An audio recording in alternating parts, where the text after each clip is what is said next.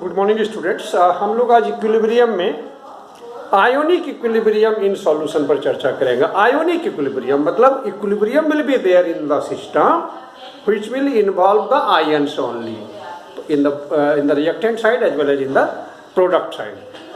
So effect of concentration on rate of reaction पर जब हम लोग चर्चा कर रहे थे तो एक इक्वेशन हम लोग को मिला था, आयरन नाइट्रेट लेकर चले थे, Fe3+ आयोनिक फॉर्म लिखे थे, येलो कलर का सॉल्यूशन, और उसमें पोटेशियम थायोसाइनेट उसका आयोनिक फॉर्म होगा HCN- कलरलेस सॉल्यूशन, और दोनों के रिएक्शन से ऑरेंज रेड या रेड कलर का एक आयन बना था FeHCN+2। ये तुम्हारे बुक में दिया हुआ है जो हम लोग ओल्ड बुक पढ़ रहे होंगे, और उसमें हाँ 205 पेज पर होगा, और बाकी लोग का उसमें 3-4 पेज आगे बताते रहे हमेशा।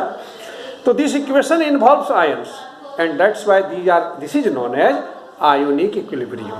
और एक्वस सॉल्यूशन में ये इक्विलिब्रियम अटेन किया गया है, that's why इसको हम लोग बोलते हैं क्या कहते हैं, ionic equilibrium in aqueous solution. अब दिस इज वन थिंग। दूसरा बात है क्या, ऐसा नहीं कि this is the only example of ionic equilibrium in solution, there are numerous example in chemistry, बहुत सारे एग्जाम्पल मिलेंगे।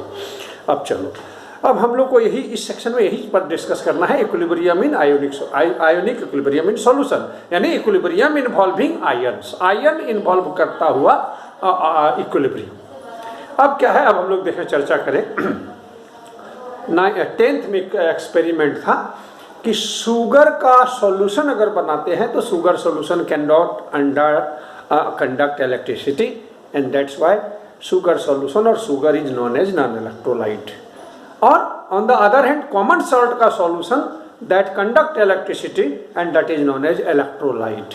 और ये भी जानते हैं कि उसमें अगर सॉल्यूशन में सॉल्ट की मात्रा कंसंट्रेशन जितना इंक्रीज करते जाएंगे कंडक्टिविटी इंक्रीज करेगी, तो उसको कहते हैं इलेक्ट्रोलाइट। तो फैराडे ने सब्सटेंसेस को दो भाग में बांटा, इलेक्ट्रोलाइट और नॉन इलेक्ट्रोलाइट। तो common salt is the example of electrolyte, sugar is the common salt of non electrolyte. उसके बाद फिर फैराडे ने फर्दर इलेक्ट्रोलाइट को क्लासिफाई किया दो भाग में, स्ट्रॉन्ग इलेक्ट्रोलाइट और वीक इलेक्ट्रोलाइट। स्ट्रॉन्ग इलेक्ट्रोलाइट उसको कहा the substance which dissolve in water and dissociate completely into ions, जैसे कि कॉमन सॉल्ट पूरी तरह से अगर डिसोसिएट हो जाए तो strong electrolyte, and the substances which dissociate partially, जैसे एसिटिक एसिड को वाटर में डालेंगे तो लेस देन 5% उसका part dissociate into ions, and more than 95% of the acetic acid will remain as undissociated molecule, इसको उन्होंने weak electrolyte कहा। This is one thing।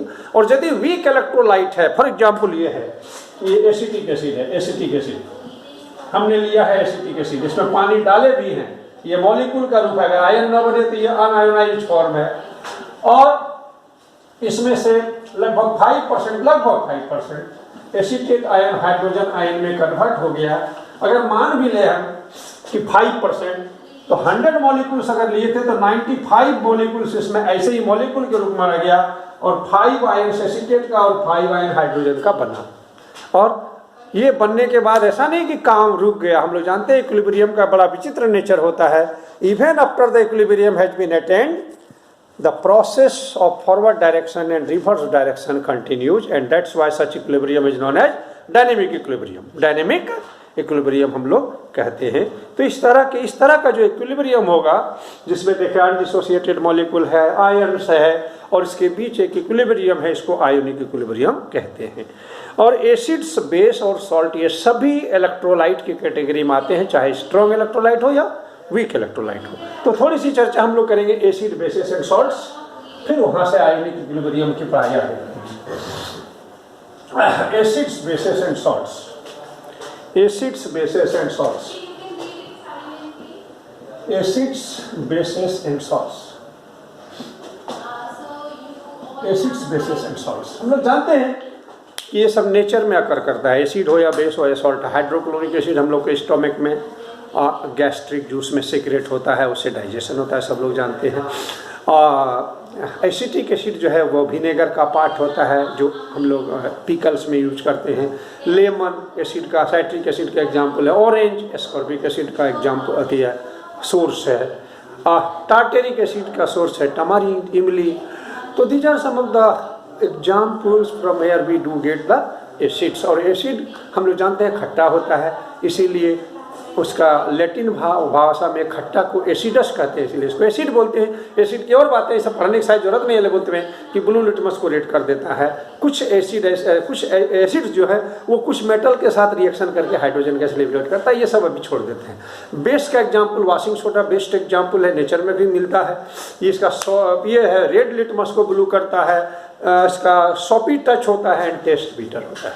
And when acid and base react together in right proportion, this gives the salt and water। हम लोग acid और base जब reaction करता है तो सॉल्ट और वाटर बनता है। जैसे one example is sodium chloride, other example is sodium nitrate, third example is barium sulphate, fourth example is barium nitrate and etcetera. So sodium chloride again salt, it is a strong electrolyte. Acid hydrochloric acid strong electrolyte, acetic acid weak electrolyte. अब है कि दोनों के मिलने से sodium chloride बनता कैसे है? NaOH और HCl के मिक्सर से। सोडियम क्लोराइड जब सॉलिड स्टेट में होता है तो cluster of sodium ion and hydrochloride chloride ion, तो जैसे Na+Cl- Na+Cl-, Na+Cl-, इस तरह से क्लस्टर बनता है, इस तरह से। और इस तरह से जब क्लस्टर बनता है, इसकी चर्चा हम लोग पहले चैप्टर में कर चुके हैं, पहले दूसरे चैप्टर में। तो इसके बीच में एक इलेक्ट्रोस्टैटिक फोर्स ऑफ अट्रैक्शन होता है, पॉजिटिवली चार्ज आयन और निगेटिवली चार्ज आयन। लेकिन इस अट्रैक्शन का असर खत्म होने लगता है यदि इसको किसी मीडियम में जैसे वाटर में डाल देते हैं जिसका डाई इलेक्ट्रिक कॉन्स्टेंट बहुत अधिक होता है, तो इसका पावर यानी अट्रैक्शन वाला पावर डाइलेक्ट्रिक मीडियम के जो डाइलेक्ट्रिक कांस्टेंट का इन्वर्सली प्रोपोर्शनल है। अब डाइलेक्ट्रिक कांस्टेंट को हम क्या करें, और वो तो फिजिक्स का मैटर है, उसको डिफाइन किया जाता है the ratio of permeability of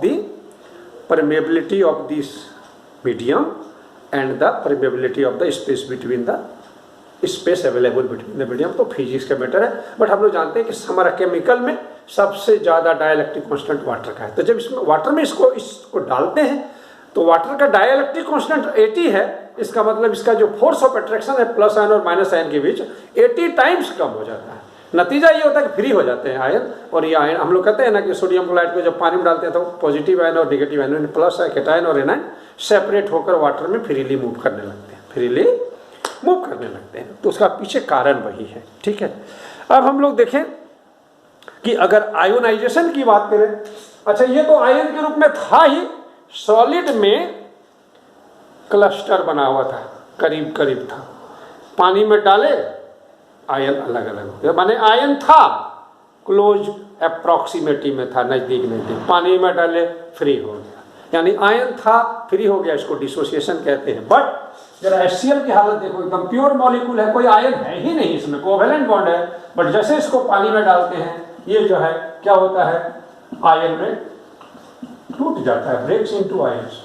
इसलिए इस प्रोसेस को हम लोग आयोनाइजेशन कहते हैं। और ऊपर वाला जो सोडियम क्लोराइड को पानी में डालते हैं, आयन था, आयन खाली अलग हो गया तो डिसोसिएशन कहते हैं। बट अभी आगे हम लोग इस चैप्टर में या अभी फिलहाल केमिस्ट्री में, इस चैप्टर के केमिस्ट्री में डिसोसिएशन और आयनाइजेशन को अलग करके नहीं देखेंगे, सबको मान लेंगे एक जैसा है, ठीक है। और अब हम लोग देखते हैं कि जब हम लोग ये जान गए कि acids are the electrolytes, bases are the electrolytes, salts are the electrolytes, तो आखिर कंसेप्ट क्या है एसिड, बेस और सॉल्ट का। तो सबसे पहले हम लोग को बता दें कि एसिड और बेस के बारे में जो कॉन्सेप्ट सबसे पहले दिया था आर्हेनियस ने दिया था। इसलिए आर्हेनियस ने जिस तरह का एसिड बेस डिफाइन किया उसको Arrhenius concept of acids and bases कहा जाता है।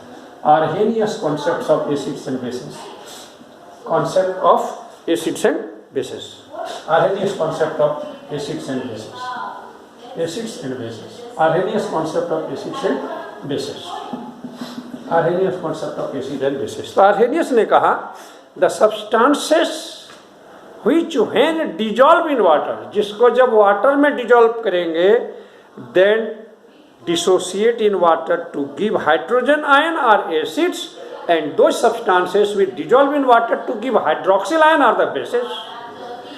पानी में डालो, जो हाइड्रोजन आयन दे दे वो एसिड है, जो हाइड्रोक्सिल आयन दे दे वो बेस है। फॉर एग्जाम्पल HCl को यदि हम पानी में डालें प्लस एक्वस, एक्वस में पानी में डालें, then this will be dissociated into H plus aqueous plus Cl. ऐसे लिख सकते हैं। लेकिन दिक्कत क्या है, ये बहुत रिएक्टिव आयन है H+ और फ्रीली एग्जिस्ट नहीं करता है। पानी है तो ये क्या करता है, पानी के साथ मिल जाता है H2O के साथ और एक आयन बनाता है जिसका नाम हाइड्रोनियम है। तो कई बार हम लोग यहाँ जब डायरेक्ट लिखते हैं तो यहीं पर Q के जगह H2O लिख देते हैं के साथ में, और यहाँ H नहीं लिखकर यही वाला आयन लिख देते हैं हाइड्रोनियम, और शॉर्ट में ऐसा भी लिखेंगे तो चल जाएगा। यानी H+ और हाइड्रोनियम आयन इंटरचेंजेबली यूज किया जा सकता है। तो HCl एसिड है क्योंकि इसको पानी में डाले हाइड्रोजन आयन मिल गया, हाइड्रोजन आयन दे दिया तो वो एसिड हो गया। और अगर कोई MOH या NaOH, मान लो MOH या NaOH अगर कोई एग्जाम्पल लेते हैं, सॉलिड है और इसको जब पानी में डाले और जब ये इसने Na+ एक्वस और OH- दिया, इसको हाइड्रोक्सिल आयन कहते हैं, हाइड्रोक्सिल आयन। तो जिसने हाइड्रोक्सिल आयन दे दिया पानी में डिजोल्व किए तो बेस हो गया, so sodium hydroxide is a base. तो आर्हेनियस का कॉन्सेप्ट है, a substance which gives hydrogen ion when dissolved in water, the substance which give hydroxyl ion when dissolved in water are base। ठीक है, इस definition का एक limitation यह है, इसका मतलब एसिड और बेस की पहचान तभी होगी जब हम उसका एक्वस सॉल्यूशन लेंगे, यानी पानी में डिजोल्व करके देखेंगे तब पता चलेगा। यानी सॉल्यूशन में ही हो सकता है, applicable only in aqueous solution. और ये अमोनिया जैसा सब्सटेंस जिसके पास OH- आयन नहीं है NH3 में, but ammonia is a base, उसके बारे में एक्सप्लेन करने में असमर्थ हो जा रहा है। तब आर्हेनियस के कॉन्सेप्ट को आगे बढ़ाया ब्रॉन्स्टेड एंड लोरी ने, और उन लोगों ने एसिड और बेस का जो कॉन्सेप्ट दिया उसको हम लोग Bronsted Lowry acid and bases कहते हैं। The Bronsted Lowry acids and bases, Bronsted Lowry. दो साइंटिस्ट अलग अलग कंट्री का, कोई अमेरिका का है, कोई कहाँ का, कौन कंट्री का है, डेनिश का है, मैंने डेनमार्क का। Bronsted Lowry acids and bases, the Bronsted Lowry acids and bases. इन लोगों ने कहा कि the substances which are capable of donating hydrogen ion, पानी में डिजोल्व करने की बात नहीं बोला, सीधा बोला जो डोनेट करेगा प्रोटॉन, प्रोटॉन माने H+, वो एसिड है, और the substances which are capable of accepting proton वो बेसिस है। यानी proton donors are acids, proton acceptors are bases. और चूंकि इन लोगों ने डिफिनेशन इस तरह का दिया, इसलिए इस तरह का जो एसिड का एग्जाम्पल मिलेगा उसको ब्रॉन्स्टेड लोरी एसिड बोलेंगे, ब्रॉन्स्टेड लोरी बेस बोलेंगे। एक एग्जाम्पल देते हैं, जैसे कि मान लो कि NH3 है,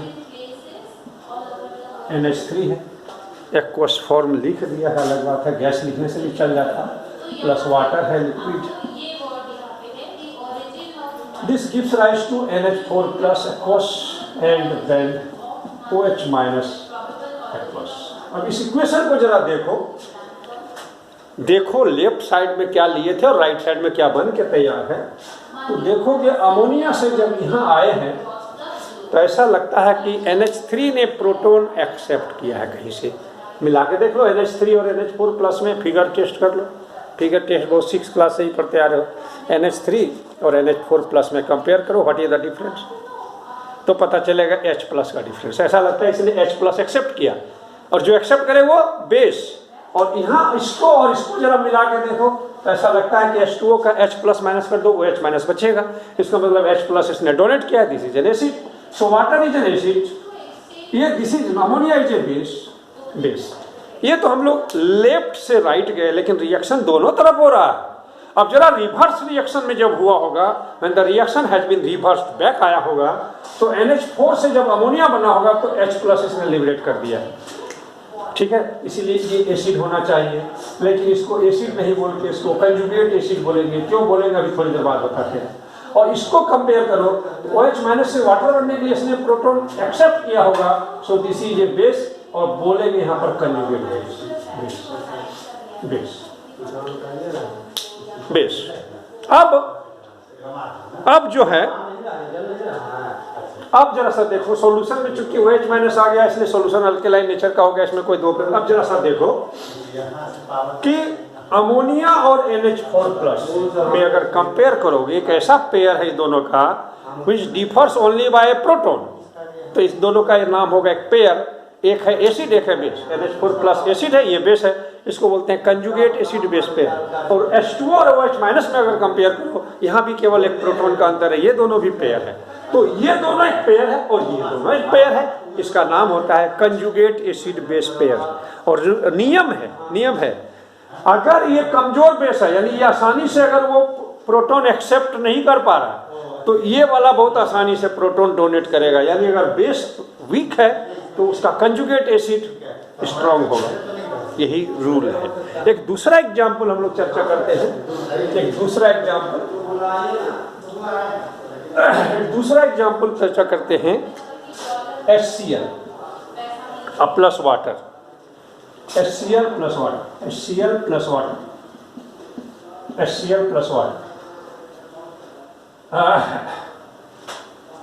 H3O plus aqueous hydronium ion और प्लस Cl माइनस।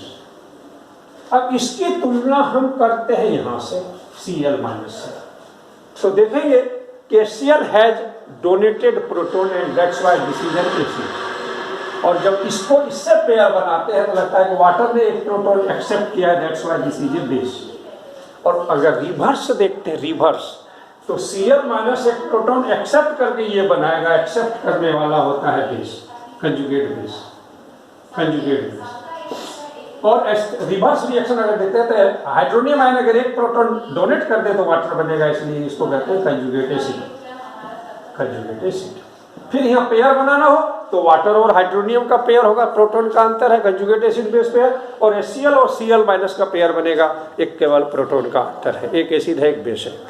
अब दोनों रिएक्शन में देखो, थोड़ी देर पहले भी लिखे थे तो वाटर एसिड की तरह दिखाए थे, अभी दिखा रहे हैं HCl के साथ तो ये बेस की तरह है। इसका मतलब वाटर में डुअल कैरेक्टर है, water can act as an acid, water can act as a base, ठीक है। और जहां जहां हमको कंजुगेट एसिड मिल रहा है, जरा सा देखो, वाटर का कंजुगेट एसिड देखो तो लगता है वाटर में एक एक्स्ट्रा प्रोटॉन डाल दो, उसका कंजुगेट एसिड बेस मिल जाएगा। HCl का कंजुगेट बेस देखो, एगो प्रोटॉन माइनस कर दो, कंजुगेट बेस बन जाएगा। इसका मतलब कहीं भी एग्जाम में कोई क्वेश्चन दिया रहेगा, कोई सब्सटेंस का फॉर्मूला दिया रहेगा, उसमें तुम एक प्रोटॉन ऐड कर दो, उसका कंजुगेट एसिड बनेगा, एक प्रोटॉन उसमें कम कर दो, कंजुगेट बेस बन जाएगा, सीधा फॉर्मूला, एकदम सिंपल फॉर्मूला। अब इसमें यह बात आ रही है कि जो लुईस ने एक अलग ढंग से फिर डिफिनेशन दिया, वो ईस्वी का नाम है 1923 ईस्वी में दिया, और इसलिए चूंकि लुईस ने दिया इसलिए उसको लुईस एसिड और लुईस बेस कहते हैं। लुईस एसिड और लुईस बेस कहते हैं, लुईस एसिड और, तो Lewis acids and bases, Lewis acids and bases, Lewis acids and bases, Lewis acids and bases, तो नाम था उसका GN लुईस। उन्होंने डिफाइन जो किया, an acid as a species, an acid is a species, that accepts a lone pair, which accepts a pair of electron, which accepts electron pair, electron का pair. हालांकि electron pair जो होता है उसको lone pair of electron भी कहते हैं, lone pair of electron कहते हैं। और a base is a species which donates lone, जो लॉन पेयर डोनेट करे वो लुईस बेस है, और जो एक्सेप्ट करे वो लुईस एसिड है। तो बोला बेस वाले में ज्यादा अंतर नहीं पड़ेगा। जहां भी थोड़ी देर पहले ब्रोंस्टेड बेस पढ़े थे, H प्लस को एक्सेप्ट करता था, और H प्लस को एक्सेप्ट करने के लिए स्पेसिस के पास लॉन पेयर होना जरूरी था, वही लॉन पेयर H प्लस के साथ मिलाकर बॉन्ड बनाता था। तो उतना तो अंतर नहीं, लेकिन एसिड में अंतर है। एसिड में अंतर ये कि बिना प्रोटॉन के भी एसिड हो जा रहा है, खाली उसके पास लॉन पेयर लेने की क्षमता होनी चाहिए। लॉन पेयर कोई सब्सटेंस तभी लेगा जब उसका ऑक्टेट कंप्लीट नहीं हुआ हो, इलेक्ट्रॉन डिफिशिएंट सब्सटेंस है। For example BF3 boron trifluoride, इसमें 6 इलेक्ट्रॉन बोरोन में है, और अगर इसको अमोनिया के साथ रिएक्शन कर दिए तो इसका लॉन पेयर आके यहाँ से रिएक्शन करता है और कंपाउंड बनता है NH3, और ये लॉन पेयर इस तरह के कोऑर्डिनेट बॉन्ड बनाता है BF3। तो this is an example of Lewis acid. Similarly AlCl3 is an example of Lewis acid. Electron deficient होना चाहिए खाली, ठीक है। सिमिलरली मान लो कोबाल्ट 3+, ये इलेक्ट्रॉन गेन कर सकता है, ये एक लुईस बेस हो गया। Mg2+, ये इलेक्ट्रॉन डिफिशिएंट है, ये भी क्या कहते हैं, ये सब कोऑर्डिनेशन कंपाउंड बनाते समय, ये सब कोऑर्डिनेशन कंपाउंड जब बनाता है तो लिगेंड का लोन पेयर एक्सेप्ट करता है। वो अभी इस क्लास में पता नहीं चलेगा, 12 में क्लियर हो जाएगा। तो ये सब लुईस एसिड है, लोन पेयर गेन करता है। वेयर एज वाटर कहीं ले लो तो वाटर का ऑक्सीजन लोन पेयर देने के लिए तैयार है, लुईस बेस। अमोनिया अभी देखे थे, अमोनिया लोन पेयर डोनेट करता है, लुईस बेस। OH माइनस इसका लोन पेयर ये डोनेट करता है, Lewis base. So these are the example of Lewis bases. तो हम लोग एसिड्स, बेसेस और सॉल्ट पर चर्चा कर दिए थे। अब हम लोग देखेंगे कि अगले दिन, आज नहीं कर पाएंगे, एसिड्स और बेसेस का आयोनाइजेशन कैसा होता है, कैसे होता है, कैसा होता है, कितना होता है। वो तो डिपेंड करेगा कि एसिड और बेस जो जिसको मिलाकर सॉल्ट बनाने की प्रक्रिया में हम हैं, तो एसिड वीक है और सॉल्ट बेस स्ट्रांग है, कि बेस वीक है सॉल्ट स्ट्रांग है, कि दोनों वीक है, कि दोनों स्ट्रांग है। कैसा कैसा नेचर का एसिड और बेस है, तो उससे किसका कितना आयोनाइजेशन हुआ है, क्या होगा नहीं होगा, उस पर चर्चा अगले दिन। Thank you.